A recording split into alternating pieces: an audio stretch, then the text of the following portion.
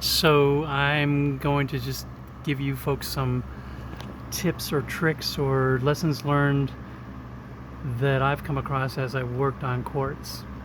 Okay, so first thing is, and I don't know if this will show up. Oh, there you go. You see that line right there?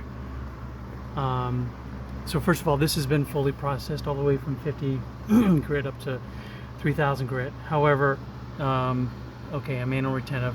That line is not acceptable. But I got to tell you, when I was working on this with the 50 grit sandpaper using the grinder, I worked like hell to get that to go away. And what I learned subsequently is I had the wrong tool. The right tool is some form of the 4-inch diamond saw blade, used very, very carefully. And I'm going to show you, this is actually an air tool. What I like about the air tools, I can really control the speed of this and therefore control the amount of pressure and how much it's going to actually dig in. So I'm going to go back and fix this, and I know I'll be able to get it to look pretty much like this other portion of the quartz. The lesson learned is if in fact you're using the 50 grit or the 30 grit and it's just not doing what you needed to do, it's essentially it's not getting that line out in that case, or whatever the problem you're running, probably is because you're using the wrong tool. And my suggestion is to use this 4-inch diamond blade, and obviously you know that you can attach it to the grinder. By the way, this is a single speed grinder, and what I do is I got a couple plastic bags with a switch. I just push the switch and release, push and release, and that basically gives me a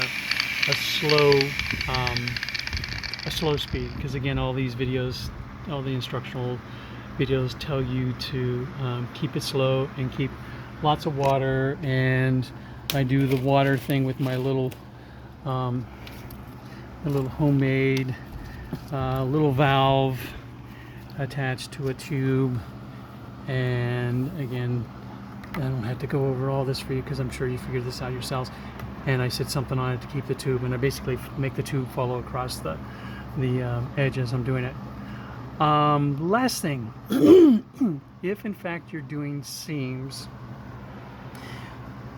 I'm gonna give myself a lot of credit here. So what I did is I took a piece of this quartz to Home Depot and put it under the paint matching camera, and I came back with this can of a small 5-ounce sample of the paint that's pretty close to this color. And obviously you can see this is a variegated piece of quartz, so you're not going to get it exact.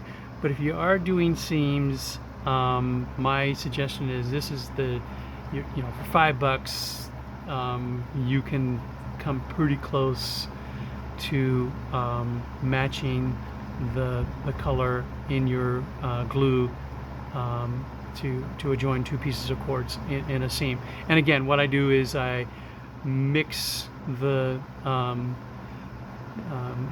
glue. Basically, I'm using 2-part epoxy, and by the way, I'm using the well, it's not shown here, but I have the Gorilla Glue. And by the way, I like that because I've used the 10X, and because of the frequency of my use, I would always, and it's like $25 for a container. It's the smallest container you get, and with shipping, all that crap, back in the day. And boy, a month or so, and that can would just get solid. So I kind of like the Gorilla Glue. However, I'm going to tell you, the one part of it, the red container of that Gorilla Glue, does turn yellow. So actually what I do when I'm doing the white, I have light color quartz also, and what I do with that is I did the same thing where I matched the color of the white in this little container, and then when I'm doing anytime I'm doing white quartz, I basically mix basically I go down and put a dot of the first epoxy, then I add a real small amount of the paint, and then I come along and I add the second epoxy. That starts the chemical reaction. I take a plastic knife and mix it all together, and at that point in time I have a colorized glue line on what I'm gluing. So I don't do it on the dark quartz because it doesn't seem to be necessary, but I do it when I'm doing white quartz. And I think there was something else I was going to tell you that I learned, but it's probably escaping me now. Yeah, I think that the biggest lesson learned was if your diamond, especially at the 50 and 100 grit, especially at the 30-50 grit, if it's not doing what you need to be doing, it's kind of like you're trying to drive a standard car in the wrong gear. That means you're probably using the wrong tool, and this little 4-inch diamond saw has truly been a godsend. I've done a lot of fix up with this little tool, and I feel really comfortable with it. All my major cuts, of course, were cut with a skill saw, basically a 7.5-inch circular saw. Well, good luck.